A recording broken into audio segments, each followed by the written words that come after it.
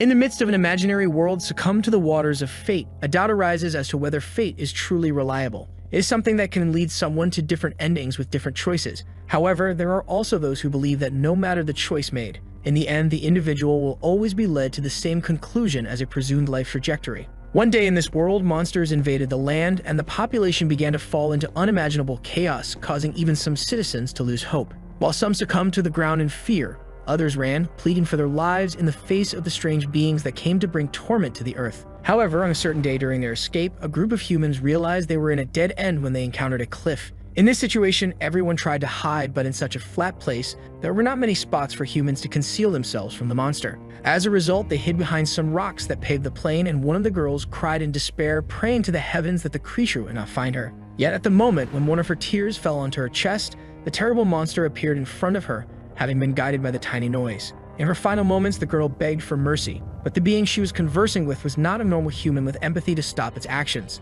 Thus, the monster did what was in its nature, and hidden behind another rock, a boy with green eyes questioned if this was the Phantom Star. He realized that the beginner tests were quite difficult, and thought he had to survive for 5 minutes to complete the job change. However, considering that there were only ordinary people in this place, he believed they wouldn't survive even for a minute. The boy's name is John Kai, and particularly now, he was participating in a beginner's test on this planet called Phantom Star. Phantom Star is a giant star that suddenly appeared near the Earth's region 50 years ago. However, the appearance of Phantom Star unexpectedly did not cause any gravitational disaster on Earth that could make it lose its orbit. Nonetheless, after its appearance, the animals and plants on Earth suddenly transformed into monsters called celestial monsters, causing havoc worldwide. Celestial monsters are beings that current human technology cannot resist, and their emergence plunged the human race into a state of helplessness. However, during this period of fear, some surviving humans discovered that various teleportation matrices began to appear on Earth. As soon as humans passed through the redirection matrix, they were teleported to Phantom Star in digital form.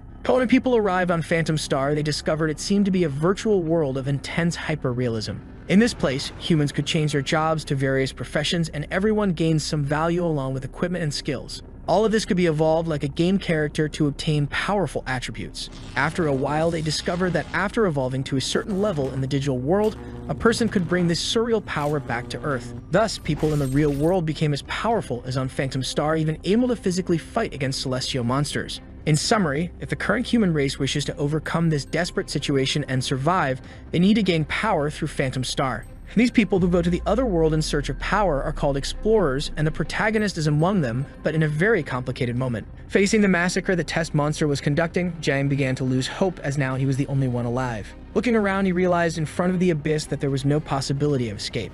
At this moment, the monster headed towards the last refuge to finish off the remaining human, so the hero began to lament for deceiving his family. He remembered that when he decided to enter this place, his sister supported him, telling him not to worry as his siblings would take care of the expenses. The boy's sister was a girl who suffered greatly at a young age just to help him reach Phantom Star, and his older brother is still trying hard despite suffering from kidney failure, which would worsen if he couldn't achieve the value needed for surgery. However, there is Jiang in a position where he was not only unable to complete the job transfer but also spent all his family's money to die. Amidst this tremendous amount of lamentation, just as the monster was about to finish him off, the boy decided to still fight for his life. He starts to run, thinking that instead of sitting and waiting for his death, he will risk everything for the sake of his family. Fortunately, he manages to escape the fatal blow, but it still hits his shoulder, and now the hero is determined to seize the only chance he has to survive. With this, Jang makes a cruel decision and jumps off the cliff, knowing that the probability of surviving is higher than facing that monster. At this moment, however, a notification sound is heard, and before the protagonist's eyes, a window opens commenting on his behavior. Being something very consistent with the player's behavior, the message congratulates the hero for triggering the 1 in a million chance of obtaining a hidden career. Finally, the secret profession message appears, informing that the transfer was successfully completed and that the protagonist obtained an honorable hidden profession. After a long fall, the hero finally lands on the ground and luckily survives because his fall was cushioned by some trees along the way. Shortly after, the protagonist wakes up, questioning what happened next to a river whose current flows south. He wonders why he is not injured even after jumping off a cliff, and understands that the injuries previously sustained were all healed. At this moment, the system appears, opening a rift in space-time before the boy's eyes. The system appears in the form of a beautiful girl and informs that since the job transfer was successful, his basic attributes will be updated. In the end, this was equivalent to being resurrected with full health, so Jiang decided to ask if the girl was the brain of the artificial intelligence that exists in the place. However, the girl merely lists the player's new talents, starting with a double talent that doubles any reward or punishment. There is also a 1% chance of triggering a super double effect, increasing rewards and punishments by 10 times. With this, it is said that since the hero activated the talent at the same moment he gained it, he will get another, leaving the protagonist quite enthusiastic. Thus, Jiang's secondary talent effect appears, being the super critical, which increases damage by 200 times but with only a 1% hit rate. After having an overview of his status window, the hero realizes that his 4 basic attributes total 36 points. He comments that the total attributes of a normal person after the job change are usually around 20, so it is said that this is due to the double talent. Thus, the protagonist understands that when evolving on the Phantom Star, he will receive for each level the equivalent of 2 people's evolution. Additionally, he also has the second talent, Super Critical, which differs greatly from a normal person's critical punch that only achieves a 2-fold multiplication. Even with only a 1% chance of hitting, if Jiang can increase his critical rate, the damage caused by the skill in the future will be terrifying. After analyzing his situation, the hero looks ahead and notices a weapon typically used by monsters stuck in the river. Initially, Jiang's plan was to change class and go to Earth to make money because no matter how weak it was, it would still bring some money. However, he did not expect to accidentally trigger an additional job transfer judgment, thus becoming a powerful hidden player. Thinking about it, Jiang believes that perhaps he can quickly reach the value needed for his older brother's surgery expenses and thus provide good conditions for his family. However, he knows that completing the job transfer in the beginner test is just the first step, with other challenges ahead. For example, the biggest goal for every beginner is to complete the first test, which involves reaching the city of Shenzhou in just 7 days. It is known that this will be a very difficult mission to complete because the test area is filled with monsters, and in case of death, he will be teleported to Earth. It is said that even if a person dies on Phantom Star, they will not suffer any damage on Earth and can re-enter the place after some time. However, this is only something manageable for the rich, as entering the star requires a lot of money, leaving the hero without a second chance. Then, with a terrifying noise coming from the end of the forest, the hero's first challenge with his new abilities presents itself. It hides behind a tree, understanding that this cry is quite familiar. At the same time, a huge serpent appears, attacking a man who is defending himself with his eyes closed in fear, throwing punches wrapped in a mysterious energy. This is Jiang Kai's longtime friend Yuan Zhu, who, despite seemingly having a powerful ability, is still afraid to fight against the monsters. From behind the tree, the protagonist realizes that the person being attacked by the land snakes is his friend and thinks that they are highly poisonous. Knowing that a single bite is enough to kill a person, he shouts to his friend not to be afraid and heroically appears at the scene to save him. In response to his old friend's appearance on the battlefield, Yuan questions why the hero is there. Given his situation, he continues to cry and begs Jiang to leave because the snakes have very high attributes and are extremely poisonous.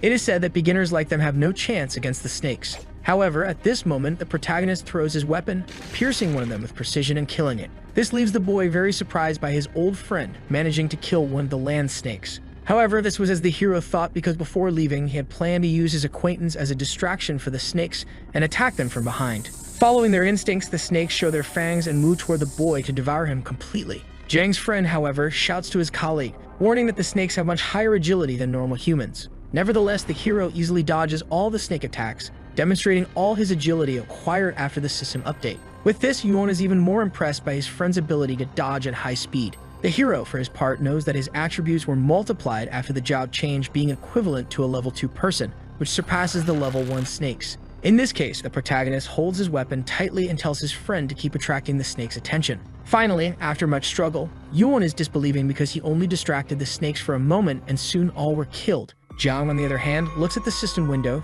thinking that his profession should be of low strength and high agility, but he can also deal damage. In the end, he believes that the iron spear he took from the human-faced monster could be a really good piece of equipment to increase his strength in the beginner area. With the fight over, Yuan appears, hugging his friend with all of his strength and praising him for the strength he showed in combat, even as a beginner. In response, the protagonist pushes him away, saying that he was just lucky to have completed his job change and obtained the player profession. Yuan doesn't quite understand what that means, but explains that his profession is also not bad, being a martial artist. In this case, it's no surprise that the boy held out for so long, considering that this profession is ranked 5th in the Divine Glory realm. Regarding how many professions exist on Phantom Star, no one knows, but the first thing every explorer has to go through after entering is the job change. As for the type of profession received, it depends on the job change material the person buys before logging into the virtual world. Usually, the rich spend millions to buy good job change material, so they get a strong profession when they arrive. Among the various quality professions are martial artist, paladin, and assassin.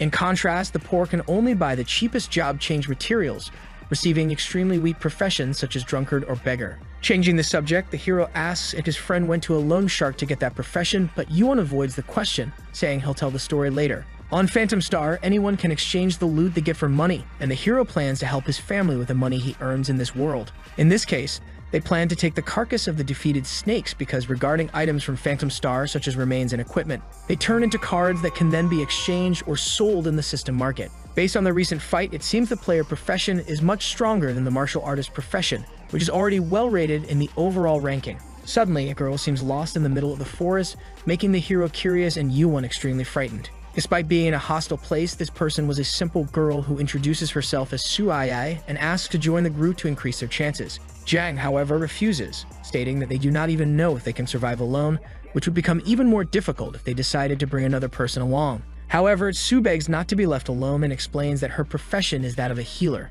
which could certainly help in some way. Almost crying, she explains that if the heroes encounter poisonous snakes again, she will be able to extract the venom to strengthen their weapons. In this case, the situation is now a bit different because the healer class is also one of the top 10 high-level professions. Recalling what he has already been through, Jiang believes they will depend greatly on healing the beginner stage, considering that if he hadn't received help from the system, he would already be dead. After some consideration, the protagonist concludes that he will include her in his group, and the two introduce themselves. However, his friend whispers in Jiang's ear that he only changed his mind because he wants to flirt with the girl, which makes the hero quite uncomfortable. Meanwhile, on Earth, in the Divine Glory Kingdom in the city of Jiangzhong, the great base of the Phantom Star portal number 18 is active. In the data research laboratory, a scientist states that today's wristwatches are incredible because they can locate explorers precisely. A girl appears, agreeing and saying that most wristwatches on the market can be used to detect all the data on Phantom Star.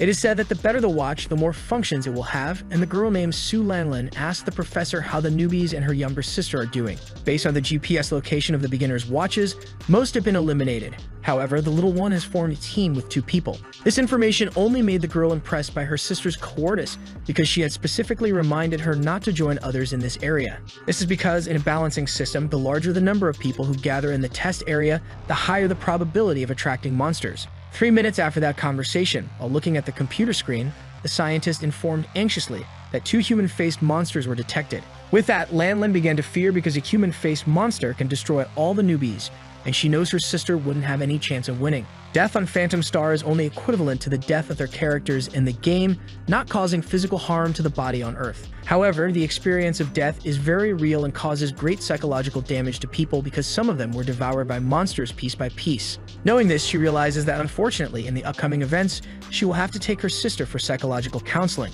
However, the scientist interjects saying that the girl has not died yet, which leaves her sister surprised. Unexpectedly, in addition to no one dying, the scientist reports that both human-faced monsters were killed all at once. Going back 3 minutes in a virtual world, the monsters started running after the main group ready to carry out a massacre. Seeing this, everyone began to run desperately for their lives, knowing that these monsters could not be defeated. The hero, however, looked back and understood that his 2 companions were not as agile as he was and that if things continued like this, they would be caught. He then told Yu and Zhu to go ahead while he would hold the monster for the 2, which made his friend desperate. Despite his concerns, the hero was determined that he could handle it, thinking that everyone would die if they continued to be chased. In this case, all he could do was stay and try to fight the monsters one-on-one. Thus, the protagonist promptly uses his weapon to pierce one of the monsters with a precise strike to its chest, making it groan in pain. This made the boy very happy, thinking he had succeeded, but a hand quickly came towards him and threw him far until he was stopped by a large rock. With this, he understands that the human-faced monster seems to have a lot of resistance,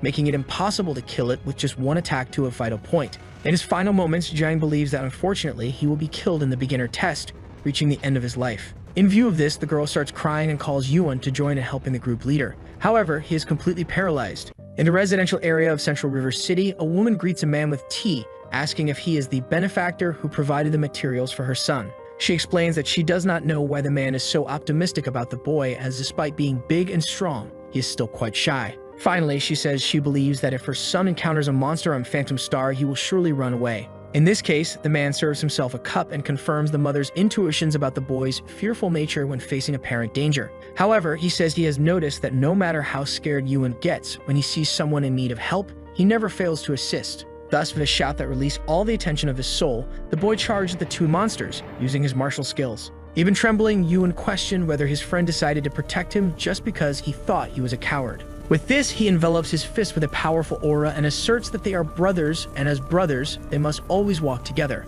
Thus, the boy advances towards the monsters with great determination, saying that if they are going to die, they will die together. In an act of determination never before seen in his actions, the boy advances and delivers a powerful punch to the center of the human-faced monster's body. With this, Jiang wonders if his friend is really capable of defeating such an enemy with just one attack. He then understands that even if the damage caused is very low, the control power of a martial artist is truly impressive and worthy of the position it holds. Not only did the boy start helping in this battle, but also Su, who began to heal the hero's wounds caused by the aberrations. In view of this, the protagonist questioned what the girl was doing there since she does not have a combat profession. Embarrassed, she affirmed that she would not leave alone because a healer has to heal the wounded no matter how scared she is to leave. Her father was previously killed during the battle against the wave of monsters, dying fighting non-stop due to the lack of support from healers in the area. Given this, now that her teammates also need support, she definitely does not want to make the same mistake of the past and run away. After a few moments of using her ability, the hero realizes that his body is being completely healed. He then stands up, excited with a smile on his face, and praises the girl for having no fear of death. However, she thinks that despite the three fighting together, the damage is still not enough to kill even one human-faced monster. At this moment, the protagonist remembers what the girl said about being able to extract the snake's venom to increase the weapon's attack power. He recalls this statement to the girl and retrieves the monster's carcass, asking if she can heal his friend and add venom to his weapon at the same time. With this order, she says she doesn't know if she can do it, but assures that she will try her best. Although unlikely, the hero understands that this is the only way they can win the battle if they succeed. Unlike the protagonist who cannot withstand the human-faced monster's attacks, Yun can due to his martial proficiency. And though his attack is not enough to kill those aberrations, Su Ai is a healer who can enhance his attack with her buff ability. Looking at it this way, the three are clearly a standard combat combination of shield, heal, and damage in the virtual world. Finally, after a long period of enchantment, the venom extraction is complete, coating the tip of Zhang's weapon with the snake's venom. With this, the hero heads towards the monsters, knowing that a novice's offensive power is quite low. On his way, he asks his friend to control one of the human-faced monsters so he can attack, which is quickly understood. Yuan, for his part, continues his job as the group's shield, and the hero now knows that as long as the three work together as a true team, and if each one fulfills their duties in harmony with the other group members, even a human-faced monster, known as a novice killer, can be hunted by a group of novices. With that, the protagonist once again leaps towards the monster, but now with his enhanced weapon, he lands a vital blow that finishes the creature once and for all. The impact generates a powerful explosion in the forest, causing the sound to echo throughout the area. Then, the system informs the boy that he has killed a level 2 human-faced monster. Unexpectedly, the other group members realize that their combined attack really worked, and thus, happiness along with surprise blossoms. In view of the death of its companion, the mutant human-faced monster trembles in fear, thinking that this fate could repeat. Prepared for combat alongside the main group, Zhang thinks that teamwork really works even though there is another monster to duel. Despite being afraid, the enemy advances, fighting by its most primitive instincts. However, the combat formation goes into effect with excellence. Back in the scientist's monitoring room, the boy's sister is indignant because, according to the Watch's data, the novices killed 2 human-faced monsters. A single one of these creatures can massacre an entire group of novices, so the scientist notes that according to the Watch, Su Ai still doesn't have the skills to kill one. Furthermore, it is said that the explorers in her team are also weak in terms of damage, since they are level 1. Thus, they understand that the killer can only be explorer Jiang Kai, who is in the girl's team. However, they notice that his occupation cannot be seen. In this case, Su Lanlin believes this cannot be possible and thinks that someone capable of killing 2 human-faced monsters must have an incredible profession. She wonders what kind of man he is, and back on Phantom Star, the system informs the player that the monsters' corpses can be collected. With that, everyone throws themselves to the ground, extremely exhausted from the battle that just ended. Among the group members, Yuan praises his friend for his cleverness, and the girl comments that now that they have the strength to fight against human-faced monsters, they should be able to finish the tests safely. However, after being rushed to finish the test, the hero explains there is no reason because there is still plenty of time to reach the final destination, the city of Shengjiao. He asks his group to take it easy and relax a bit, leaving them quite confused. To explain himself, he asks them not to worry and explains that the points are calculated after finishing the test. In this case, prizes are given to the top-ranked, and it is said that the equipment granted by the military is very good and greatly helps novices. Given this, Zhang says that now that they can kill monsters and consequently trade for points, they should seek the chance to be among the first. With that, he asks if his friends like the idea of killing more monsters to accumulate more points and ultimately receive the best rewards. Initially, this proposal leaves the two a bit confused, but a few hours later, Yuan is serving as bait in the forest and complains about the fear he is feeling. Faced with so many snakes around him, he almost cries, questioning if he will be the first to die. Then, from atop a tree in a kind of ambush, the hero tells his friend to be braver given that he is a martial artist who can fight and resist. And in another tree, he asserts that they also have II in the group, a healer who can provide support at any moment. With that, when the snakes advance to attack, the protagonist charges towards them to help his friend, saying that dying will not be that easy. Thus, the system announced that Jang killed 3 level 1 land snakes, increasing his current experience to 10 points out of a requirement of 100. He quickly thinks that upon reading the Phantom Star rules, it states that only the one who kills can gain the experience from their prey. And since the hero is currently the only one capable of killing monsters, they decided to let him gain all the experience first. His group decided to let him level up first, which will be of great benefit. This is because as he advances, he can guarantee his team's safety with increasing ease. One day later, the warriors continue to fight until the next nightfall, and the system congratulated the explorer for reaching level 2 and doubling his gains. Thus, he was happy to understand that after killing land snakes for just 1 day, he had already reached level 2. With that, the girl congratulates Jiang on his progress, and his friend asks what attributes change after the level up. In this case, the protagonist states that he gained 20 attribute points, currently having 56 attributes. He acknowledges that it's not much. However, this is enough to leave the two completely shocked and jaw-dropped, as this amount is not normal. With this, Yuan says that he knows leveling up increases strength along with physical, agility, and mental power, but normal people only receive 10 attribute points. Thus, he questions how the hero has 20. Additionally, II, who only has 12 points, comments that 56 points is equivalent to a level 4 explorer. To explain, Jiang states that this is a characteristic of his profession, which can double rewards like upgrades, but punishments can also be doubled. Even without understanding, the girl feels that this is a very powerful profession, and Yuan feels disappointed because, compared to him, his class no longer seems so impressive. At that moment, suddenly as a rift opens in space-time, the girl representing the system appears, informing that at level 2, players gain an ability.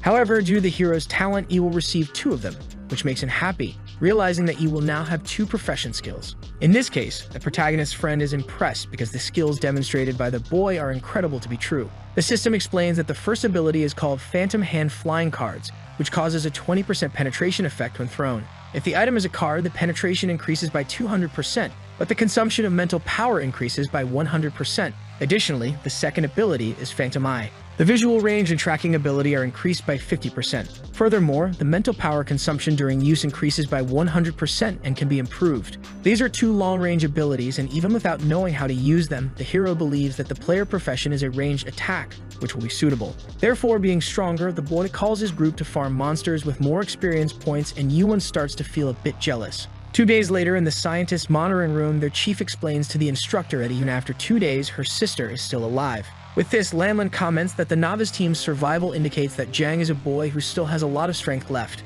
However, suddenly some people enter the room, and a guard informs everyone in the novice area that the test will become more dangerous from now on. It is said that the superiors detected that country L sent invaders to invade the novice area of their country this time, which becomes a rare large-scale invasion. Then the supreme commander of the Central River City District, Wei Ying, appears, stating that they must hurry and prepare for the situation. Lanlin, a bit anxious, questions her superior if a mass invasion will really happen. He confirms that even if the information proves false in the future, they will continue without lowering their guard. The information frightens the girl because knowing that the invaders are a group of people from country L specializing in killing novices from other countries to hinder development. This is because the Phantom Star novice test rules state that advanced players cannot enter the area to help them, so they have to pass alone. However, in country L, there is an exclusive profession that allows native players to interfere in the game. They can exploit the invaders' characteristic to infiltrate novice areas of other countries without suffering a counterattack. Furthermore, the invaders ensure to be as cruel as possible with novices from other countries,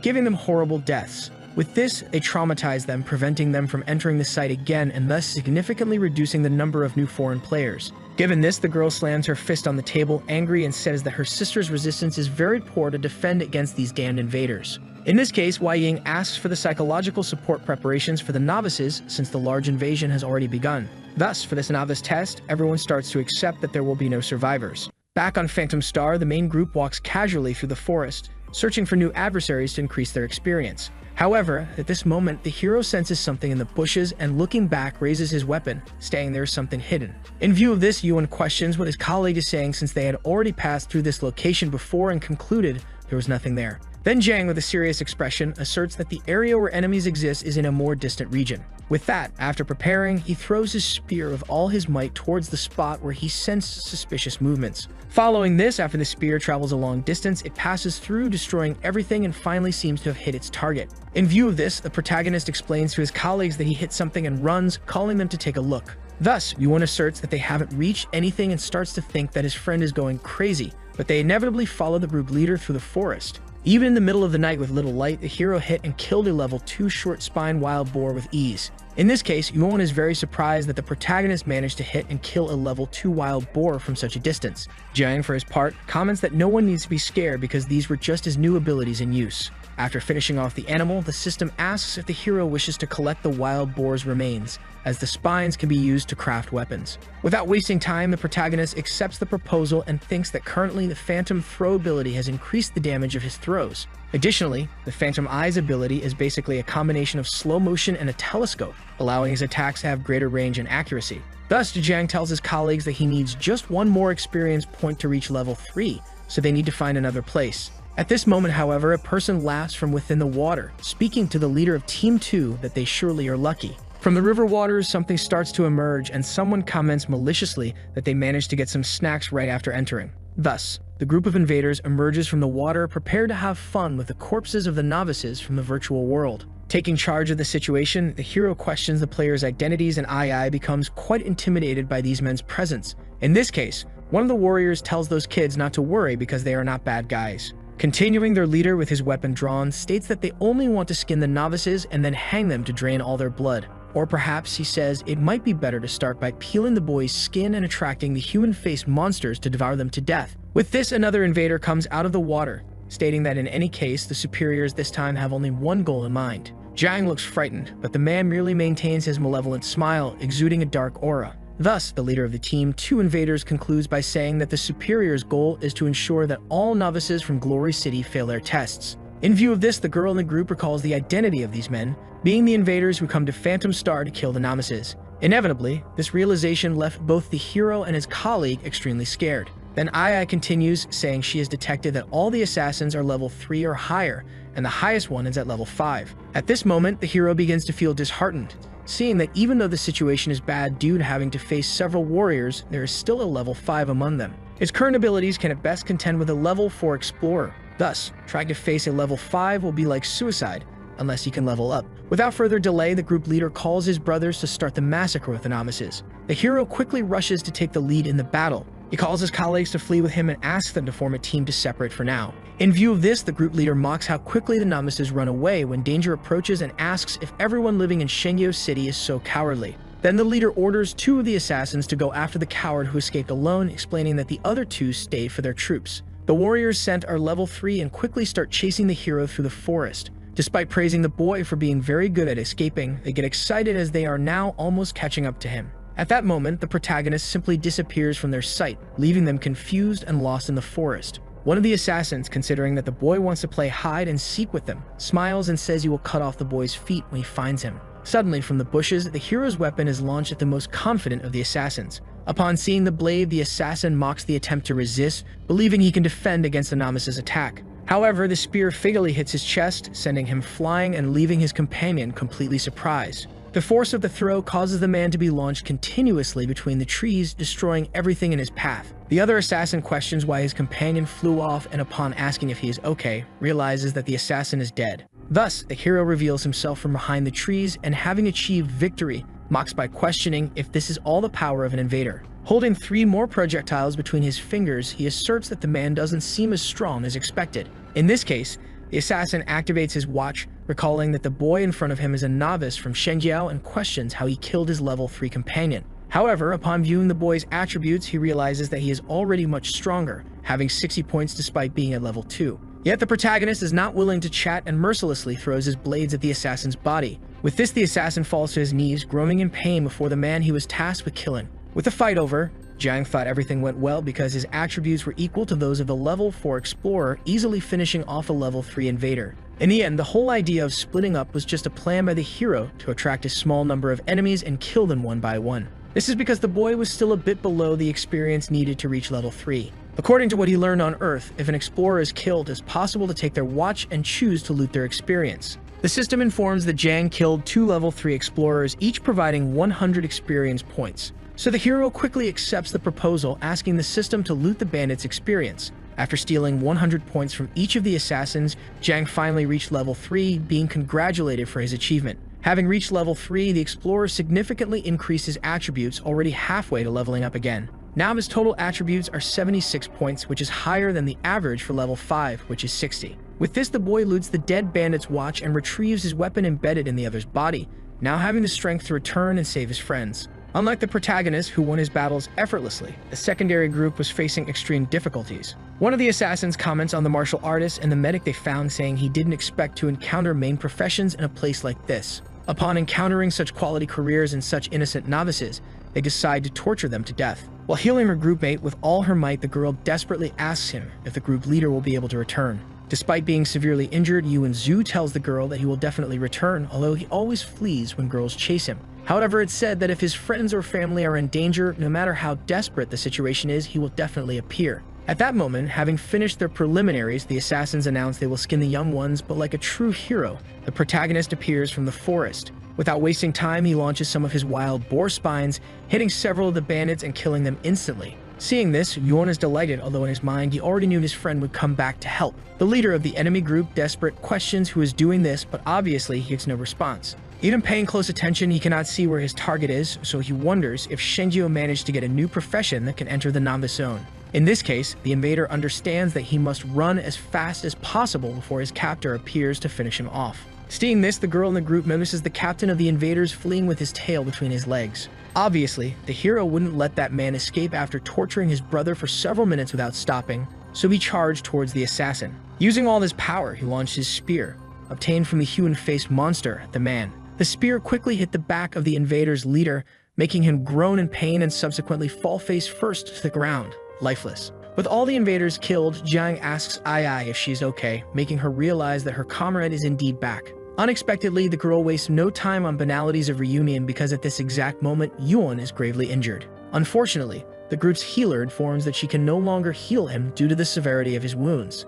In response, the boy coughed while speaking to his friend, saying he knew he would come back. However, he explains with melancholy that this time he won't be able to follow him and inevitably collapses to the ground. Lying on the ground with his last strength, the boy thanks them for the adventures they had together, saying it will become a great memory. As he starts closing his eyes, he asks them to continue alone, working hard to pass the judgment. Knowing part of the blame for her comrade's impending death is hers, the healer cries desperately for Yuan's life. In response, the protagonist calls his friend's name with a bowed head, but quickly throws one of the malefactors into the boy's lap. He informs them that he intentionally left 6 invaders crippled so that his colleagues could kill them and loot their levels, thus fully recovering their health. Hearing this, the girl remembers it's possible to gain experience and return to full health by killing explorers, and Yuan feels embarrassed for making such a scene in vain. The hero, knowing his battle brother was faking, smiles and informs the group they could avenge themselves on the assassins. At this moment, their lives are entirely in the hands of the group, who can show them what a good stay in heaven means. The malefactor, seeing his executioners,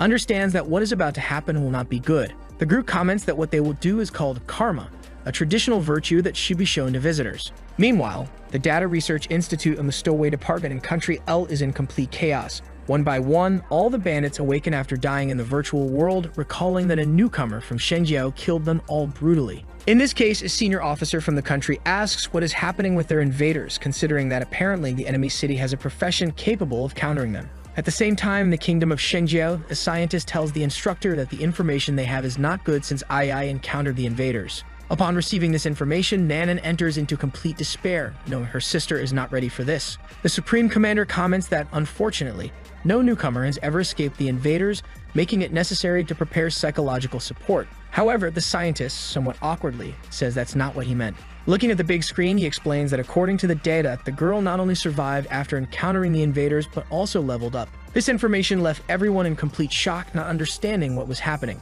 Analyzing the information, Wide questions how it is possible to level up even after encountering such formidable enemies. He speculates that the enemies help them hunt monsters, but the scientist quickly dismisses this possibility. Thus, the only option left is that the girl, along with the other members of her group, killed all the invaders. Given the improbability of this information, the commander drops his glass of water on the floor and stands up abruptly, startling the instructor. Without wasting time, he asks for Ai's team data to be shown as quickly as possible. The researcher swiftly opens the group's data, showing everyone's statistics and confirming that all reach at least level 3. In this case, the commander is excited, as it would be impossible to level up so quickly if the group hadn't killed the invaders. Lan, however, is still in doubt given that her sister has a healing profession and the martial artist doesn't cause much damage initially. With this, the only option left is that Jiang Kai killed them all. However, his level and occupation were still unknown to the military. Upon this conclusion, the scientist states that he discovered why the boy's information is unknown is due to the lack of a watch.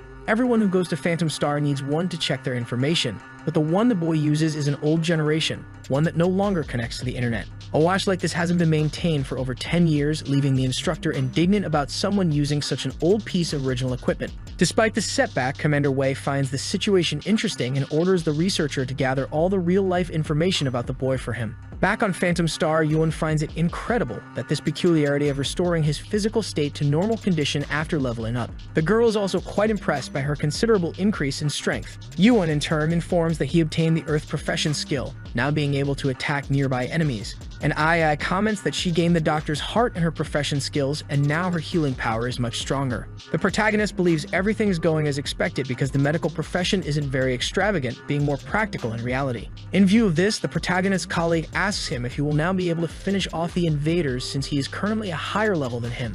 At that moment, the hero reveals he is already at level 4, surprising the boy greatly. They are shocked, not knowing how the boy reached level 4 so quickly, and realize that his total attribute is 96, equivalent to a level 8 explorer. In this case, the protagonist explains that when he was escaping, he killed the 2 malefactors who followed him, reaching level 3, and then the others when he returned. This leaves his childhood friend indignant that the group leader is still stronger than him, and the girl asks Jiang what they should do next. In response, the hero says he heard the captain say they were part of the second team of invaders, so now they must hunt down Group 1. Half a day later, in a forest somewhere in the beginner area, several enemy soldiers walked, laughing about the situation they were in. They comment among themselves about the information that Team 2 was eliminated by newcomers and mock, saying they should retire. However, the team captain asked the soldiers to keep their guard up because when the superior mentioned it, he was quite serious. Finally, they continue to walk, and one of them questions if there is really any reason to fear since the maximum level in this zone is 5, and their group is full of those. Meanwhile, hidden behind a tree trunk, the main group begins to prepare against 9 level 5 warriors. Despite the group's fear, the protagonist asks them not to be afraid because with his current attributes, even if he cannot kill them, he can still do some damage. Moreover, it's said that if they are left alone, they will attack others, so instead of defending passively, they need to attack. With that, the group captain notices a warrior running towards him at the edge of the forest with a spear in hand. The assassins quickly realize that this is a rank 4 novice, and one of them is impressed by a player managing to level up in such a hostile place. In this case, the captain sees this as a great discovery and immediately orders his subordinates to eliminate him to count as a military achievement. Thus, the assassins start chasing the hero, who finds himself in a worse situation than before as the main group doesn't break their formation. The initial plan was to lure the enemy, and then Yuan would use his skill to repel them all, taking advantage of the gaps in the skill to finish them off. However, this team of invaders is very long, complicating things if the hero's friend cannot knock them down at once. If any survivor escapes, they can warn the others.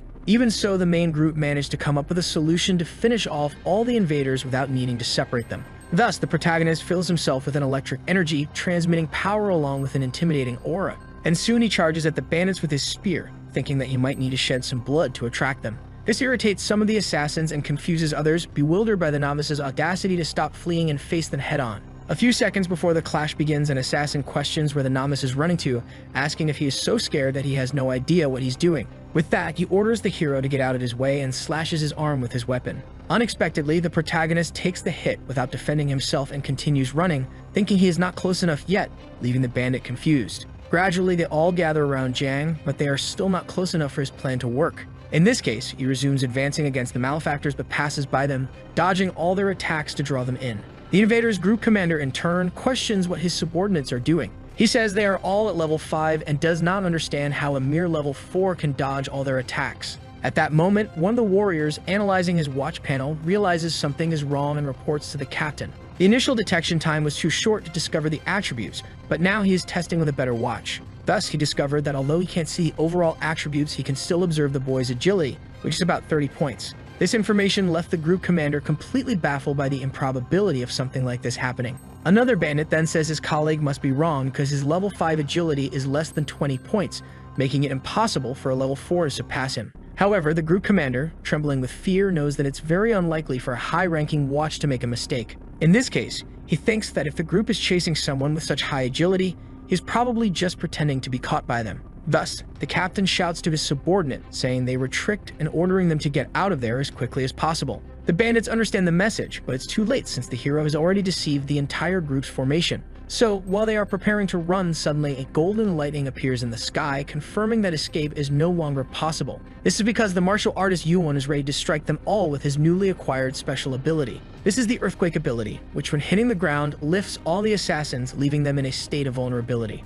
Then the hero begins to envelop himself again in his electric aura while thanking his old friend for a job well done. He then asks that from here on, everything be left for him to resolve and starts his offensive, accurately firing wild boar spines. Thus, they fall to the ground one by one, killed by the protagonist's throwing ability, resolving everything at once as planned. Yuan, in turn, is impressed by his friend, having killed 9 level 5s in an instant and questions what kind of wicked being he is. The system informs that the hero killed 5 level 5 invaders, and upon looting them, he gained 2,000 experience points, reaching the highest level in the beginner zone. With that, Jang finally reaches level 5 and realizes that for all higher explorer levels, the experience that can be looted will be doubled. In view of the group leader's achievement, Ai praises him, impressed, saying it was the first time she witnessed something like that, and Yuan asks if they will evolve more. So to avoid any misunderstanding, Jang explains that he left 4 weakened warriors for his group mates to finish off and loot their experience. Additionally, he comments that earlier, to improve the group's combat power,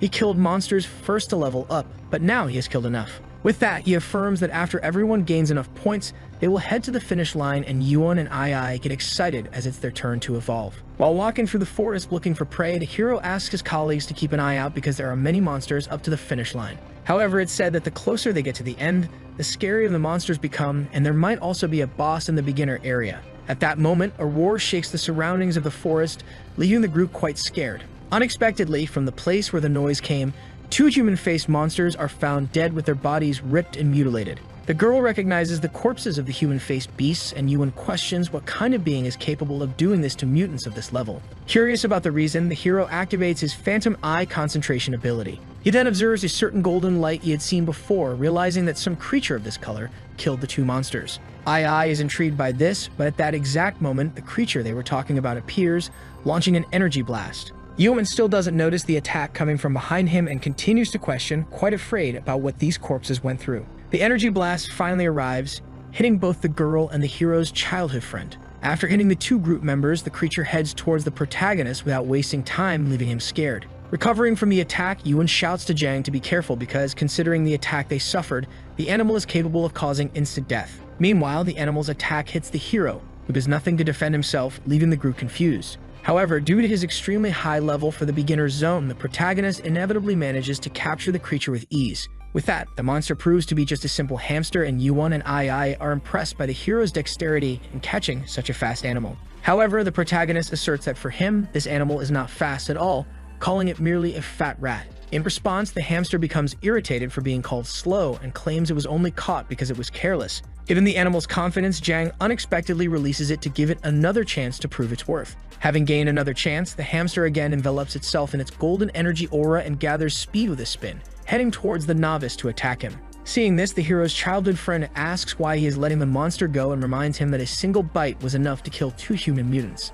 To demonstrate his current strength, the protagonist catches the hamster again with even more ease than the first time. He then throws the animal to the ground, saying it is too slow for him. To illustrate, Jang starts tossing the hamster from one hand to the other, not giving it any time to react and escape. Thus, the main group is left wondering how the boy became so fast and incredible. At this moment, the hero was strong enough to make a monster responsible for killing 2 human mutants surrender. With the defeated animal in his hand, Jang comments that it seems the hamster will not run away anymore, and Yuan is shocked, questioning the incredible feat of the boy. The hero asserts that he doesn't know if this rat can be tamed and used as a combat force, but it's still a good deal to collect the human-faced beast's corpses. He also mentions that the other group members are almost at level 4 and urges them to hurry and collect the corpses, and then find other monsters. Ai looks at the hamster, saying it is very cute, and Yuan once again feels disappointed, realizing that his martial arts are nothing special. Elsewhere in the forest, a man walks nonchalantly, happy to finally reach the end of the beginner judgment zone.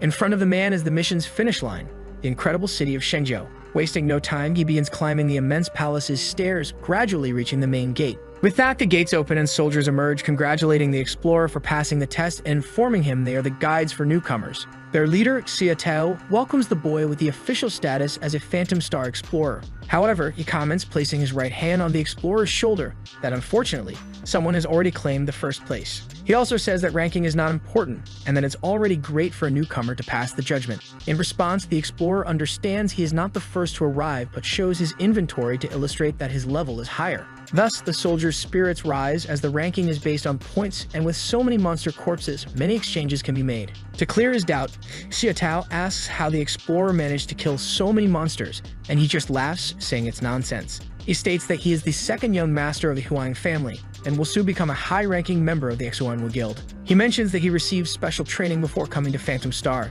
In this case, the soldier realizes which family the boy belongs to, being ʟᴅᴅ one of Shenzhou's top 10 guilds. Warrior Xiaotao congratulates the boy, saying that with this amount of points, he is one of the best in the city. However, Huanwei boasts about his achievements, not taking the compliment seriously. As for him, taking first place in the judgment is just the first step of his dreams. With a malicious aura, he warns that from now on, as long as more time is given, the entire Phantom Star will belong to him. Meanwhile, deep in the beginner area, the heroes walk in search of prey for the level 3 group members. As they walk, Jiang comments that everything feels strange as they haven't encountered any monsters for some time. He hypothesizes that the monsters might have been scared away by the presence of the hamster, who is quite popular with Ai. Suddenly, a roar is heard deep in the forest, scaring the whole team. Quickly, powerful and sharp claws are seen and more enemies appear. In an instant, a whole pack of shadowless wolves emerges, encircling the heroes' group completely. Among them, one monster stands out with its powerful presence and aura imbued in its claws. This is the boss of the novice area, the Shadowless Wolf King, ready to end all the humans in front of it. The hero realizes that the reason they hadn't encountered any monsters was that they were unknowingly entering the boss's territory. With the pack leader organizing the group, the explorers are quickly surrounded by the wild wolves. Yuan, very scared, says he heard that the Wolf King is a strong creature that has never been killed in the beginner's zone, indicating certain death for anyone who encounters it. The protagonist holds his weapon, trembling, wondering what to do as he could escape alone, but the others could not. Seeing this, the only choice they have is to fight to the death. Jiang tells the two explorers that fleeing is out of the question. With no other options, they decide to work together to kill the Wolf King. Taking the lead in the battle, the hero charges at the boss with his weapon, and Yuan uses his earthquake ability to distract the others. Jiang continues running without looking back while his childhood friend leaps into the air and lands, causing the ground to shake and break everything around. Ai is also determined to help and adds the poison factor to the protagonist's weapon. He now asks to be assisted only, as using all his abilities simultaneously, he throws the spear at the boss. Giving it his all, our hero aims to finish the battle against the beginner's zone boss with just one blow. However, unexpectedly, the spear merely bounces off the animal's tough skin, leaving all group members desperate. In response, the tutorial boss roars, signaling the moment for their counterattack, and all the wolves charge. Even though they are lower-level monsters being commanded by a higher mind, they cause damage to Ai and Yuan, who asks if there's another way. In such a conflicting situation, the hero knows that the Wolf King's defense is very strong, and that he can't kill all the wolves surrounding him. Amidst the noise and abrupt movement of his owner, the hamster wakes up from its confused sleep.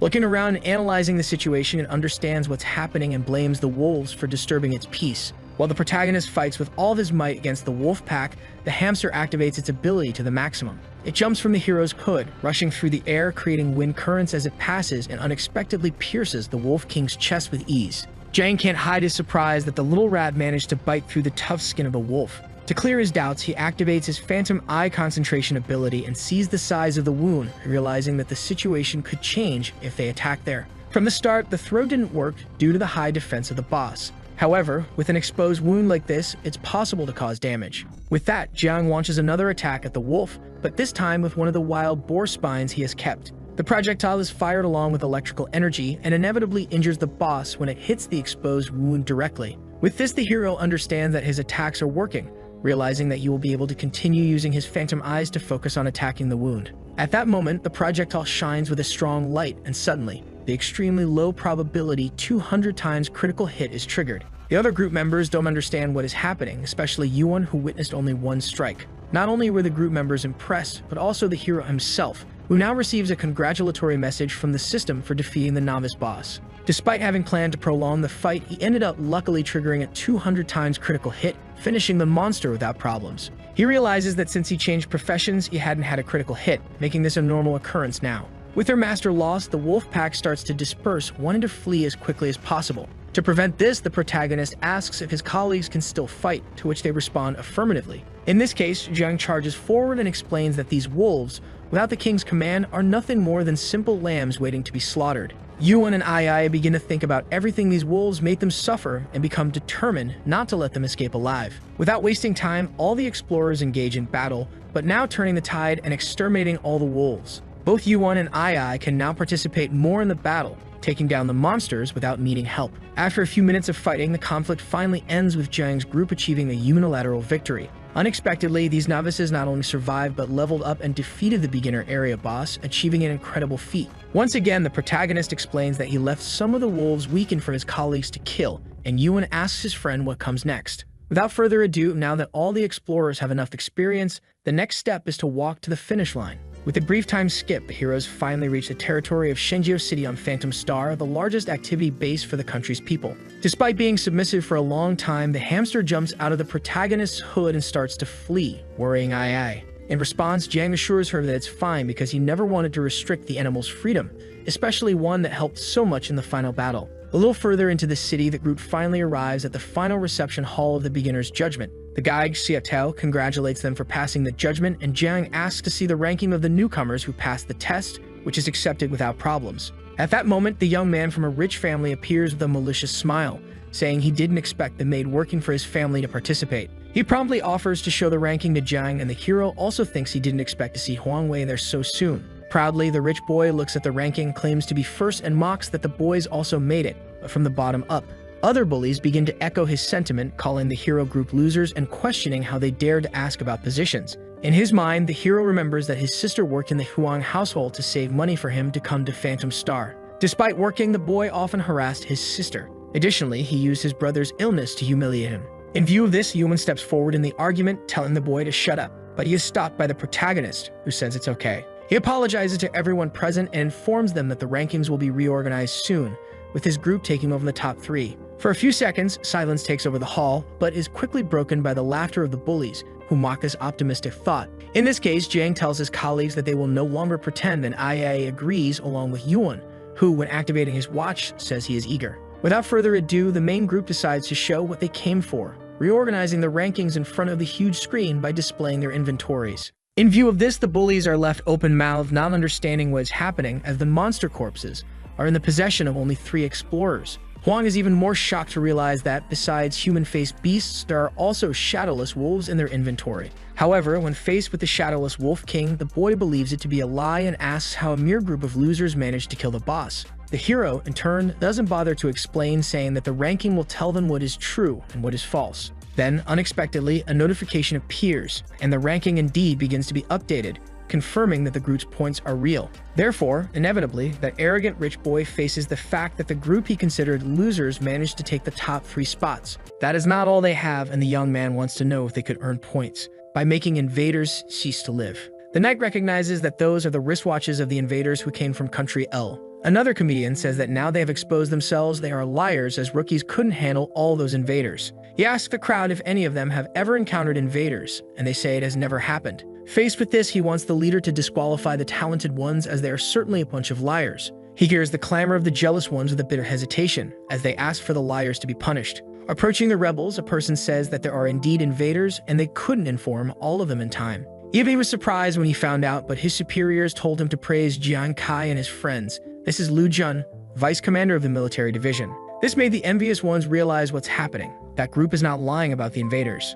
As a reward for what they did, the military division will increase their reward in equipment. The 2nd and 3rd places will receive A-class equipment, and Jiang Kai, who came in first, will receive an S-class reward. Hearing this news, he and his friends are very happy. This left the envious ones perplexed, as these rookies would now have good equipment right from the start. Breaking the 4th wall, he will explain how the equipment levels work. They are ranked from F to S in the Devil's Star, with F being the worst quality and has the best of the best. B and C quality equipment are already very good, but A and S class are what every walker desires to have one day. The jealous one cannot accept that they started with this advantage. Because of them, he lost his top spot and ended up in 4th place. He argues that something wrong must have happened and that Jang comes from a poor family, so it's impossible that he was better than him. Jang told him to calm down because the military approved the facts, and if he kept insulting his family, things would get crazy. But the jealous one is furious and prepares to attack Jang, saying they are just poor peasants. His sister is his servant, his brother is sick, and he is a nobody who got beaten up every day. He shouldn't even dare to question what he says. That deeply angered Jang. Besides, his sister was still a servant at his house, and he promises to go after her any day now. He tried to attack Jang, but Jang reacted much faster. So fast that the one who wanted to strike didn't even notice. What was now on the chest of the jealous one was a huge cut, and his blood spurted. Those who noticed the scene didn't understand either. It was too fast. Even Jang's friends didn't expect this reaction.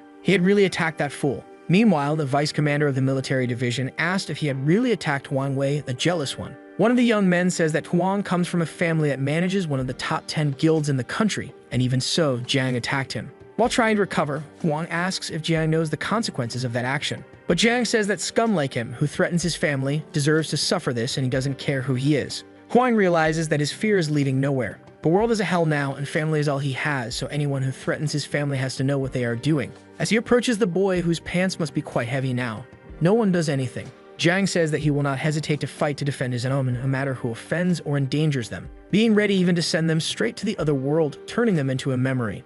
Huang screams in terror and cries like a baby. Jang had ended that fool's life, and the system says he can steal 6 experience points. He didn't expect it to be such a small value and wonders if every big and talented family is this poor. What makes things less worse is that a death in the Devil's Star is not a death in real life, but there will certainly be repercussions. The commander realized that the boy is reckless, but he is indeed talented. His expectations about him were positively satisfied. Silencing everyone, he says that Jang acted in self-defense and that for now, he didn't want anyone talking about this matter anymore. Now the 3 should follow him to receive their rewards. Jang follows him, and his friends praise his attitude because he was very confident. Under the ʟᴏ glow, they gather with the vice commander. Apologizing for making them wait, he said that these are the equipment that the military had prepared to give them as gifts. As soon as his hands approach the box, it opens on its own, emitting a strong golden glow. The girl received the Jade of Vitality, an item that every healer hopes to obtain someday. Indeed, it increases 15 points in mentality and physique, as well as enhancing the effectiveness of healing and potion production. The boy, on the other hand, received armor as an A-class piece of equipment.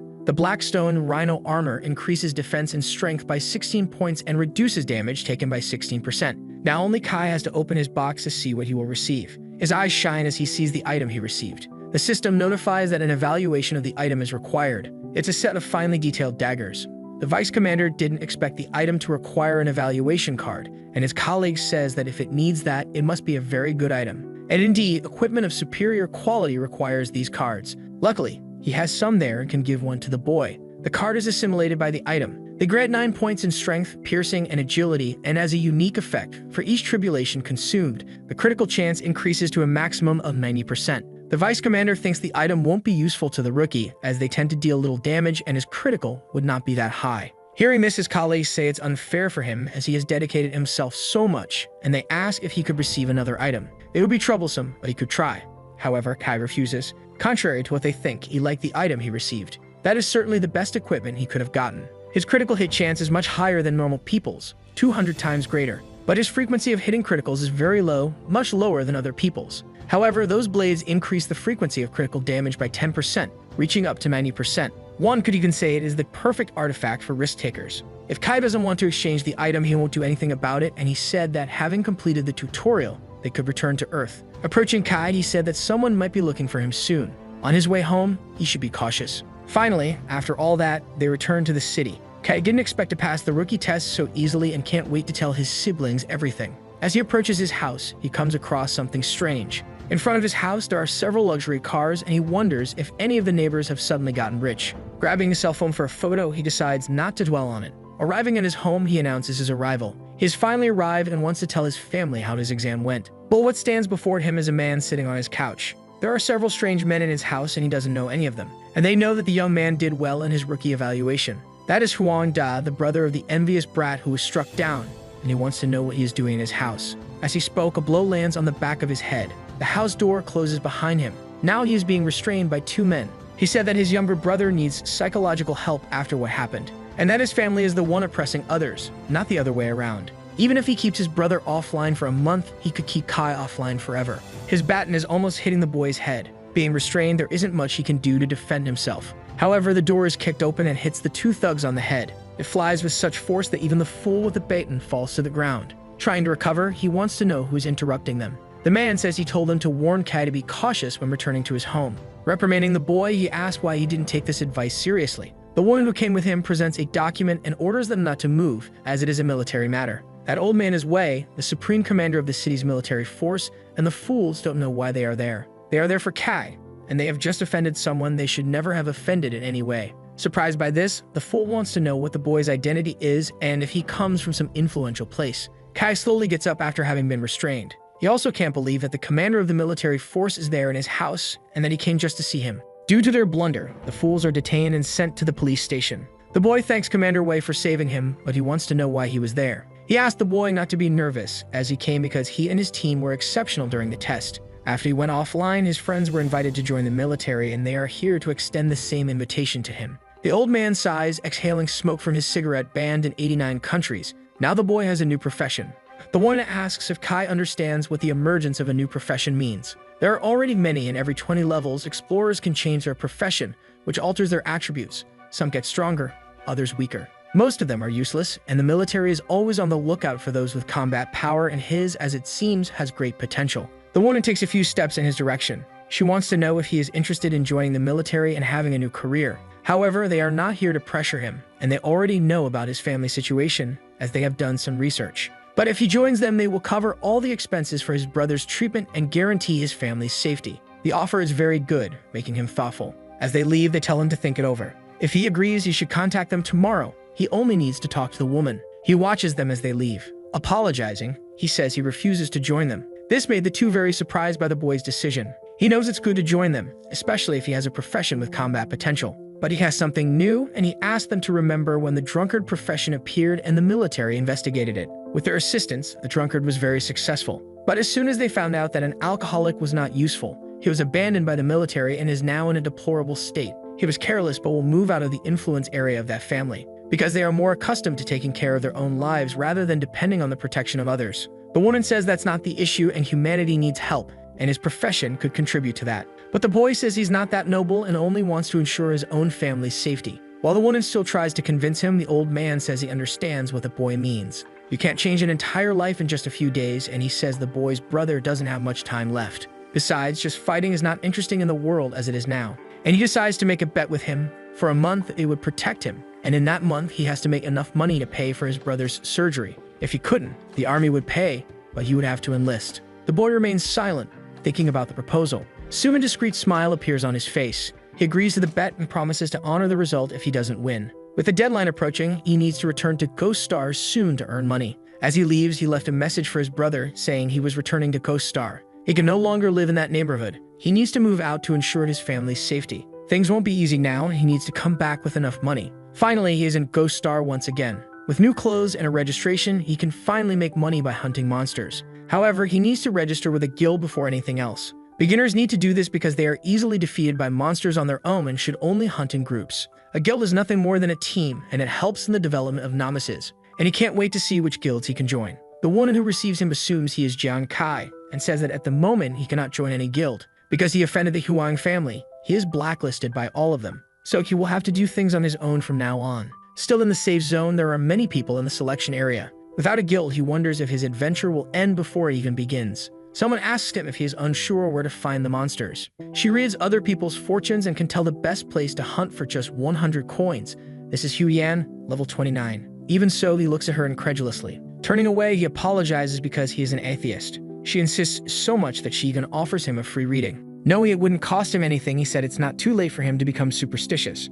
Trying not to think about it, the girl wants to see it as a test. A board starts glowing with a golden light. She chants her incantations and keywords. Reading his fortune, she says he is in crisis at the moment, and to get out of it, she suggests he take action. He should go to the Valley of Kings. Indeed, he is being watched, and in the safe zone, he cannot be targeted by his pursuers. The first hunting spot for rookies is the Ashen Plains, but there's probably an assassin already waiting for him there. If he goes to Victory Peak, he might die, as only players above level 15 go there. The Valley of Kings is for players above level 10, so it's a chance he can manage. There shouldn't be any traps for him there, and if he has to do everything alone, so be it. Following his path, he thanked the fortune teller for her advice. But she can't understand why he's going alone, as she believed her prediction was for him to go in a group. Going alone would be suicide. Avoiding thinking about it, she hopes he comes back alive and doesn't give her a negative review. He is already arriving at the Valley of Kings. Being there, he wants to know if the monsters in the place are really strong. A loud roar is heard, and he observes the movement in the leaves. A huge mouthful of teeth had made that sound. The enormous gorilla strikes those people as if they were insects.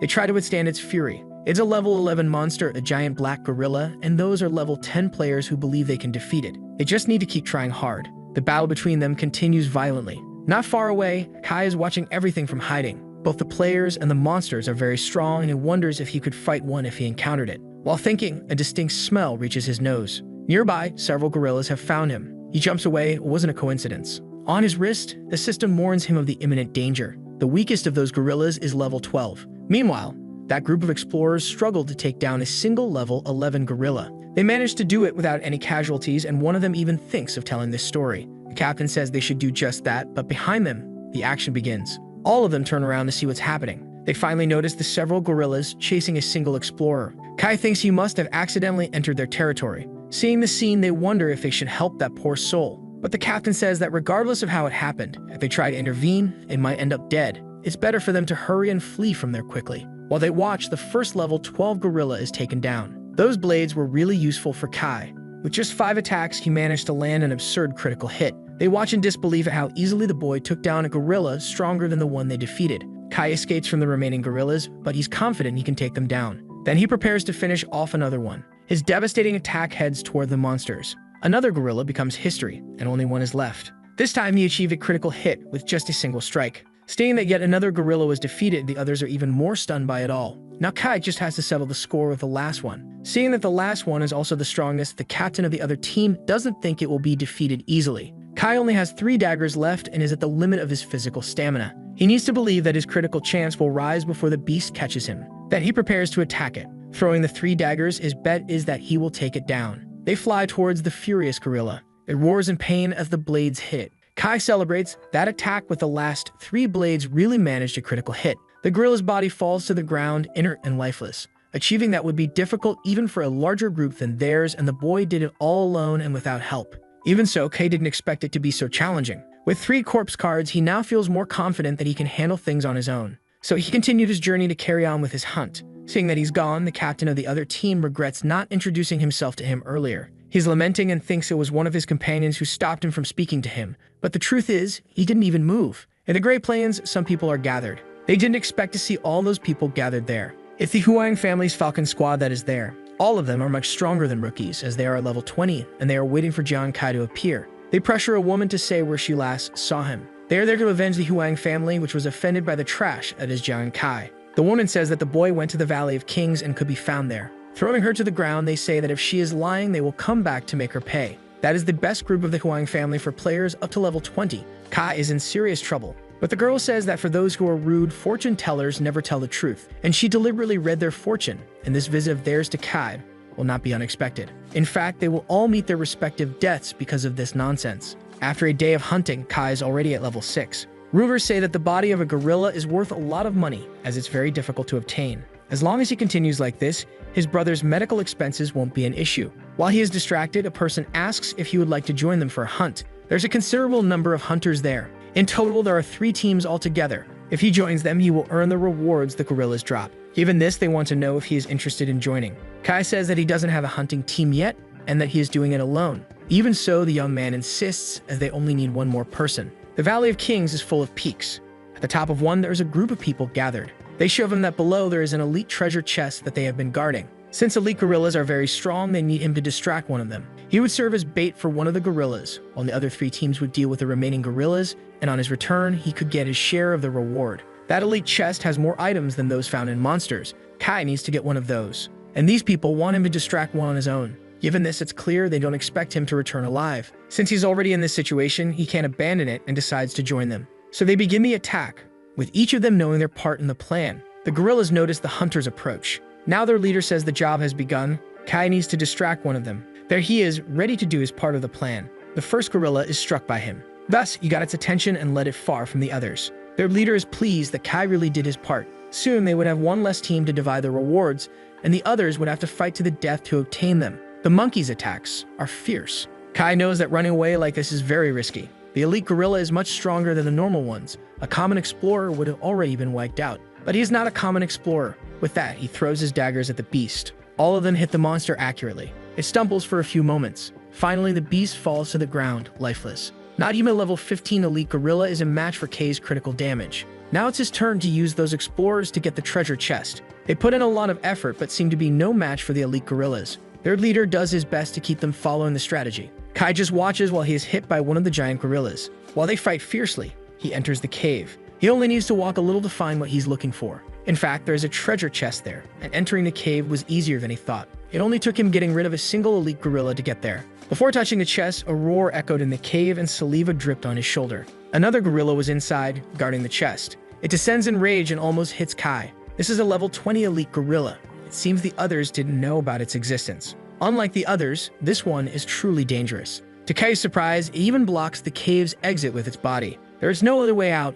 They have to fight each other. His daggers hit it, but they don't pierce its hide. Not even hitting its eyes cause any damage. It has 23 points of defense, and K's current attack cannot surpass this stat. With 9 points of dagger penetration, his attacks are useless. As he thinks the giant gorilla prepares to attack, Kai is hit, and he smashes into the cave rocks with his body. The boy is beaten and tries to understand what just happened. The difference between them is too great, but he is determined not to die in that place. Dying in that dimension would prevent him from accessing it for a month. If that happens, he will inevitably lose his bet with the army commander. This would result in him having to completely depend on the military. Slowly, he starts losing his senses. In his mind, a voice tells him to wake up. This person is running. He is in someone's arms without knowing what happened. His brother is carrying him, hoping that he doesn't fall asleep and stays awake. Amidst the ruins of the city, he does everything he can to save his younger brother, trying to escape with the boy from the battlefield that the city had become 10 years ago. Faced with this, he cannot afford to give up in this way. His brother had done everything possible to save him and his sister when it all happened.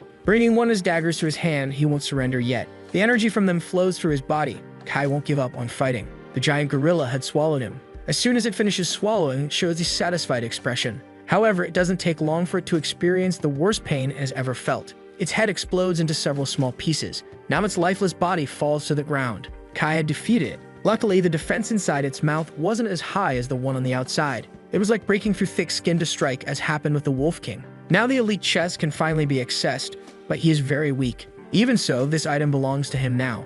After nearly a whole hour, the others outside finally managed to finish off the elite gorillas. They celebrate that the boy led one of them away and must be dead, so there is one less person to divide the loot. Finally, they enter the cave to collect the treasure chest. The scene, however, is not what they wanted to see. There is nothing left inside that they can collect. The leader begins to shout desperately because the elite chest was supposed to be here in a cave. One of them says that he saw the boy entering the cave during the battle. He didn't say anything before because he thought he was losing his mind, as it wasn't possible for him to have survived. Then they start complaining to the captain because they have been at it for days and some of them have overdue salaries. But all he can think about is that they were tricked by that boy. In another part of the valley, he rests. Kai imagines he must have gotten rid of those guys and takes a look at the system screen. He still hadn't opened the treasure chest. His eyes begin to shine with everything he had obtained. The chest is filled with precious and expensive items. There are many minerals, and there is equipment too. It was worth much more than monster corpses, and he would make a fortune with it. However, something caught his attention. There is another piece of equipment inside. Then he puts the gloves on his hands. There is a fire emblem on each one. Even so, he doesn't know what kind of equipment it is, whether it favors attack or defense. But wearing the gloves, he began to feel lighter and stronger. Maybe his agility and strength have increased. With this new sensation, he decides to try attacking to see the changes. The daggers fly through the air as soon as they are launched. Mid-flight, flames form around them. This is certainly an effect of the item, making those flames appear. In Ghost Star, there are various types of flames and some are deadlier than others. Ordinary flames are almost useless in battle and are only used for cooking and making campfires. Since these flames were ordinary, maybe his gloves are meant to be used for cooking. As he thinks, a loud sound comes from the forest, like the roar of a beast. A gorilla's hand slams into the ground with force. Those are 4 elite elemental gorillas. Kai doesn't know if one of them might have been hit by the attack he launched while testing the new gloves. Even one of those gorillas is a massive challenge, and now there are 4 in front of him. All he can do is try to attack the inside of their mouths as he did with the other one. Clever, the gorilla closes its mouth to prevent the daggers from entering. The system categorically states that he cannot penetrate the defense and that his applied damage was 0. Kai was definitely not in a good situation because of this. But he noticed that the gorillas knew they needed to close their mouths to protect themselves. Kai flees from the beasts, and in his current state, even if he hits the inside of their mouths, he won't be able to handle all 4 of them. Maybe he will die here, but one of the gorillas is losing health due to the flames. It doesn't take long before all of them start losing health. Kai doesn't know how the flames spread among them. The health they are losing increases as time goes by. One of them is already completely engulfed in flames. With that, it lost 2,000 health points in a single hit. The fire spreads in a way the gorillas cannot control. The flames keep spreading, and the remaining gorillas can only watch. Kai looks at the scene and cannot understand how the fire grew so much. A small ember heads toward one of them. It lands on the fur of its chest.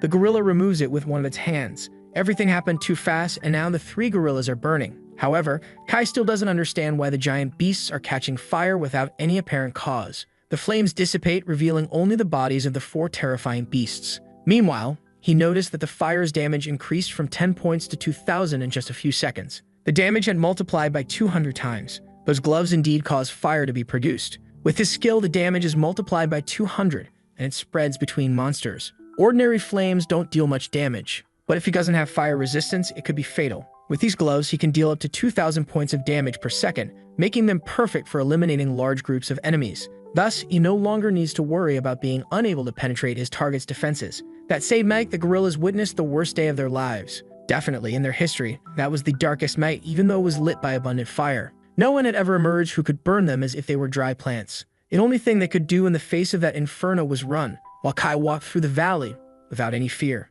Within a radius of 10 miles, there was nothing another explorer could collect. At dawn on the second day, ashes were spread all over the valley. It had been extremely profitable for him. Hunting dozens of gorillas brought him up to level 7. Thanks to his gloves, there is nothing below level 20 that can withstand him in terms of area damage. Not to mention the 10 elite chests he acquired, plus the monster corpses he collected. Kai is going to make a lot of money with all of that. Looking up at the sky, he felt lonely. He misses when he used to play with his friends. Even though he doesn't know how they are now, he knows that in the army, they must be doing well. In the Valley of Kings, his friend is frustrated because someone had wiped out all the gorillas in the place. Meanwhile, his female friend misses Kay's help, as he used to help them find monsters and defeat them. A man addresses the recruits and asks them not to speak discouraging words. That is a dangerous area for rookies, which is why they didn't find anything, and even with Kai, it would still be risky. This is Lai, a level 38 explorer. All that was left for them to do was continue searching for a gorilla that was still around. Even so, they really miss Kai. 3 days have passed, and one of the explorers says that all he can find are normal gorillas. That is too easy for them, and Huang Wei asks them to focus on Kai, which was a waste of time and talent for them. But one of them says that things are what they are. The others turn to listen to what he just said. And a few days ago, they saw a person taking down 3 gorillas without difficulty. It was incredible to see. But the arrogant one says that for low-level explorers like them, that must indeed be impressive. So the young man doesn't bother responding anymore. With a picture of Kai, the arrogant one wants to know if they saw that person anywhere in the valley. They confirm that this is the person they saw taking down 3 gorillas alone. They say he is just a level 5 rookie, and that must be a lie. The fruit he was eating is thrown to the ground. Since they don't believe it, they will deal with him as soon as they find him, and they just found him leaving the Valley of Kings. This made the arrogant one happy, as Kai is nearby. Without wasting time, he began to move. It was time for them to complete their mission after several days of searching. Kai's group of admirers can only feel sorry for those clueless people. At the exit of the valley, there are several people gathered complaining that there are no more gorillas in the area. Some say a fire wiped them all out, and now they have to wait. It's not like a single person did all that. Kai is now at level 10 after defeating all the gorillas and managed to obtain 19 elite chests. From a distance, someone calls his name and orders him to stop walking. Kai turns around to see who called him. It's the group of fools that wants to finish him off. People know that this is the Huang family's Falcon Squad and wonder what Kai did to anger them. Looking at them, he asks if it was really Huang family that sent them. Drawing his sword, the arrogant one says that he must have forgotten whom he offended during the tutorial. Now all of them are here just to kill him. Kai prepares himself to avoid being attacked. However, he says he acted in self-defense and asks if they really want to keep doing this. They don't care about that, only about the money they'll get from him. Since that's the case, if they're doing it just for money, Kai won't show any mercy. Then his daggers begin to fly toward the fools. They dodge some of them, avoiding the damage. But to their displeasure, they are already burning a little, and they mock the minimal damage. The spectators can't believe ordinary fire is being used in battle and think it's only a matter of time before Kai loses. Provoking their curiosity, he asks what would happen if the fire started dealing more damage. It doesn't take long for the first one to begin losing 2,000 health points per second. Soon he's enveloped in flames in such a way that his body can hardly be seen. His companions panic, seeing that there's nothing they can do. He tries to get rid of it, but doesn't understand why that simple fire is draining so much life. The other two, who had small traces of fire, start to worry. Soon they join their team leader, becoming 2 human bonfires. The rest are lined up for the furnace and are desperate. Before they can react, they are engulfed by the insatiable flames. Their bodies begin to be consumed without them being able to do anything about it. The system notifies that Kai obliterated that team and as a result looted their experience. Those who witness everything can't believe their eyes. Since they were so dedicated to giving it to him, Kai will accept it gladly. He looks at the bodies on the ground of those who wanted to kill him. The bystanders can't believe a single person did that to an elite level 20 team. Faced with this, they just want to know more about the identity of this dangerous person. But watch if one of them can't fully view Kei's characteristics. Finally, they understand why they can't. Maybe he's a powerful fire mage who used items to prevent other players from reading his stats. Looking at his status window, Kai realized he leveled up 2 more times with that little skirmish. Talking to the system guide, he also wants to know why they can't read his attributes. His skill grants him many additional attributes, which prevents similar level players from being able to read him. If that's the case, it's not bad at all, because it keeps him from becoming a target for others. Arriving at the town store, he introduces himself to sell the items he possesses. The saleswoman barely pays attention since rarely does anyone show up there with anything good. Kai says he has a few items but wants to know how much they're worth. Judging by his poor appearance, she doesn't expect to find anything of value. That's when her eyes widen at everything she sees. In front of her are various gorilla cards, elite gorilla cards among others. And that wasn't all. There was more. There are still 19 elite chests he collected in the Valley of Kings. Presenting everything he has, he wants to know how much all of that is worth. The saleswoman doesn't know what to do with all that, as usually. Those who show up sell individual items, and this player looks like a wholesaler. She shakes her head to snap back to her senses. Now excited, she says she will calculate everything because she's the best salesperson there. This is going to be interesting, he says. On the calculator, the amount is really high. The body cards are worth 10,000 and the treasure chests 170,000. Altogether, he has 180,000 coins in merchandise. Each of these coins is worth 10 in real-world currency, which totals 1,800,000, enough to take care of his brother's health. In this way, he had managed to win the bet with the army commander, and he doesn't need to join the military. As he walked, the fortune teller called out to him and was specific in saying that he had received the fortune reading for free. Catching her breath, she said she was right to have recommended that he go to the Valley of Kings and that it must have been very fruitful. Indeed, it was, so she asks him to do her a favor, and Kai listens sympathetically, preparing to speak to him. Kudian says that her wish is to be part of his team and hopes to fight alongside him in the future. But he simply turns around saying goodbye, which leaves the girl irritated by his attitude. She mentions that the military often decides what is useful or not. Changing the subject, she asks if he wants her equipment since he likes getting things for free, as this might be her last time in the game. Then Kai asks if she's also very poor and she's given up on making money there. She wishes she hadn't, but there isn't a single team that wants someone who can only predict fortunes and nothing more. When the military said Feng Shui is a good profession, she chose it and later switched her profession to being a fortune teller. But upon switching, she got stuck. The army gave up on fortune tellers and consequently, no one else wanted them. Unable to join a team, she spends her days there, and if she returns to Earth, her life won't change much. In fact, she'll have to do hard labor and earn little as a salary. Kai says that's terrible, and his brother's health declined because of overworking, and a girl wouldn't be able to handle that. And indeed, she says she wouldn't. But since she has siblings depending on her, she can't give up now. This reminded him of his older brother. People are different, but the need is real. His brother must have gone through that too, seeing the game as a source of hope. But having to take care of his younger siblings, he was afraid of having no one to leave them with and shifted to heavy labor. As she was about to leave, the girl says that this time she really has to quit and won't be coming back to the game, and she said her farewell to Kai. However, he asked her to wait a little longer. He said he was leaving now but would be back, and if they met again, they would form a team. The fortune teller could hardly believe what she heard. She even trembled with emotion, incredulous at what he said. But Kai assured her that he definitely wasn't lying, and that if he was, may he never make money again. Knowing that this is something he cares about, she even laughed at the comparison. Before he could leave, she hugged him tightly, thanking him for the opportunity. He tries to push the girl away, making other players notice the scene. Arriving home, he shares the good news that his sister no longer needs to work. Gathered together, they can hardly believe what he told them. His sister's concern is whether the money is legitimate, and he said he earned everything in the game. So now she can go back to school and his brother can have the surgery tomorrow. Worried, his older brother says that it must have been very hard. But Kai says it's nothing compared to the effort his brother put in to raise 2 orphans. His brother did his part, and from now on, it's Kai's turn to take care of the family. Happy, they celebrate the start of this new chapter for the family. Kai drinks calmly but notices something. His phone is vibrating. Someone is calling. It's the commander, who says that he lost the bet and Kai is free now. But he will send someone to pick him up to show him something later, and Kai should remember to come. Outside the safe zone, the city is destroyed. This is the city where he lived as a child. Now it's in ruins. Finally, he meets the commander. Then he asks why he was brought there. While they spoke, a loud noise erupted and the building began to shake. Explosions echoed in the background on the horizon line. Practically beside them is a huge creature, the size of a small building. But there are also people fighting against it. That small group of 3 people isn't intimidated. Kai asks if those people are fighting the god beast. Every 20 levels, there is a waterish division among players. There are 6 divisions, and up to level 80,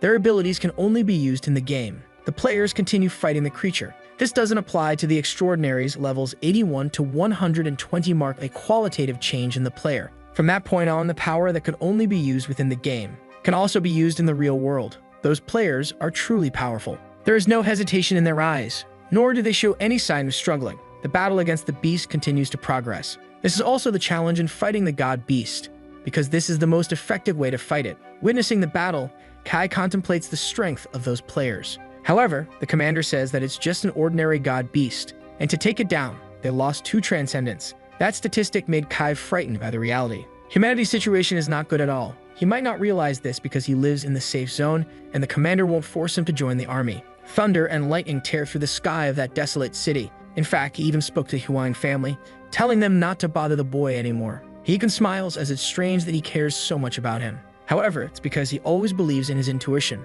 Kai is now pensive with everything he heard. The commander's intuition tells him that the young man will become a strong person. And since he only wants to protect his family, joining the army would mean going to battle and being far away from them. But every man has his share of responsibility for the future of his country, and someone has to stay behind and fight. It may soon be his turn to fall in battle, but as a citizen of Shenzhou, if he dies for his country or for that young man, he will do so with all his heart. He won't force the boy to join the army, but he hopes that in the future, if the city needs help, Kai can lend his aid if he's able, and that he will fight for Shenzhou. After resting a few days on Earth, he returned to Coast Star. Kai didn't expect the commander to have such high expectations for him. Now it's time for him to focus on himself and look for monsters that are challenging because gorillas no longer are. What appears on his watch is a ghostly banshee, which can kill in a single strike and terrify its victims. It doesn't take damage from attacks that come from a distance greater than 10 meters, and it's very lethal within that range for explorers. This makes him think for a moment. It's going to be harder than dealing with gorillas, so he needs to assemble a team. The fortune teller is taking a nap in the street.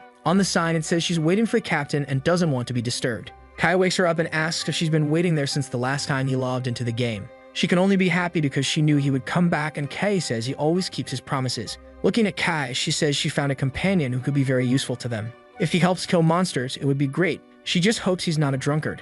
Then Ruin introduces himself, and he's exactly what Kai didn't want, a drunkard. Hearing that, he tried to run away from the team with all his speed. Seeing this, the fortune teller realizes her captain is still a very pragmatic person. She does what she can to defend Ruin, saying that he is a good worker and very dedicated. The boy looks embarrassed, not knowing what to say. He can cook and give massages, and as long as he's allowed to be part of the team, he agrees not to take part in the profit share. That last sentence made Kai completely alert. He quickly raises one of his hands. Taking Ruin's hands, he said that he knew he had a lot of talent and couldn't wait to work together. And as his captain, he will take him to the place where they hunt banshees. Ruin asks if he is always like this, and the fortune teller says he is always like this. They are now in the Valley of Kings, where the elite banshee monster appears. A ghostly and terrifying hand opens a door. The level 20 banshee is there, ready to hunt players. From a distance, some people are watching her. Kai says she is strong, and once exposed, she will be killed immediately, so they should be cautious. Since they can only attack her up close, he reiterated that they should stay quiet and wait for the opportunity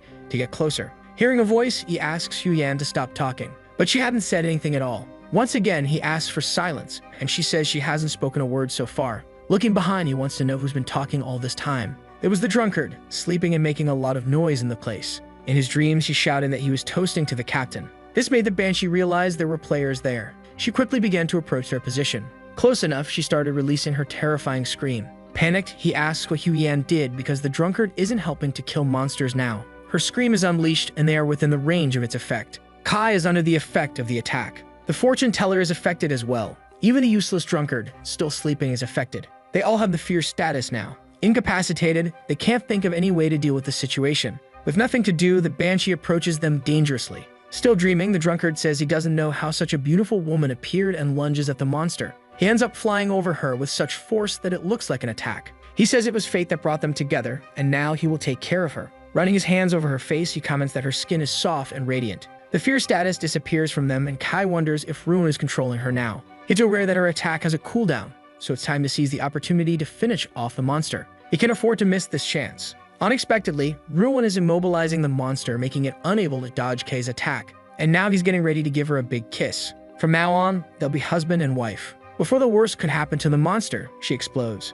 From the epicenter of the explosion, smoke rises into the sky. Ruin wakes up from his illusion and wonders where his beautiful and lovely wife went. Kai is satisfied with the outcome, and the fortune teller is happy that the captain can finish off an elite monster in seconds. But among them, there is someone sad. Ruin is not happy that his wife exploded right in front of him. She was the love of his life, and now he will never be able to love again. Kai asks if it's always like this, and the fortune teller says he's a drunkard and needs to drink, and in that state, he has terrible taste. She went to retrieve the monster's card, and Kai thinks about the effect of the banshee on the drunkard, who was within her range. Even so, he wasn't affected and even retaliated. This is definitely not something he expected to happen. The worst thing about drunkards is that they lose control in that state. However, this flaw seems to ignore the banshee's attack. If that's really the case, he needs to make the most of this opportunity. While he was thinking, the fortune teller returned with the chest. The drunkard is the ideal natural artifact to fight against that type of monster. His mischievous smile made the fortune teller wonder what reason brought him into being. In the forest, they came across another place where the banshees dwell.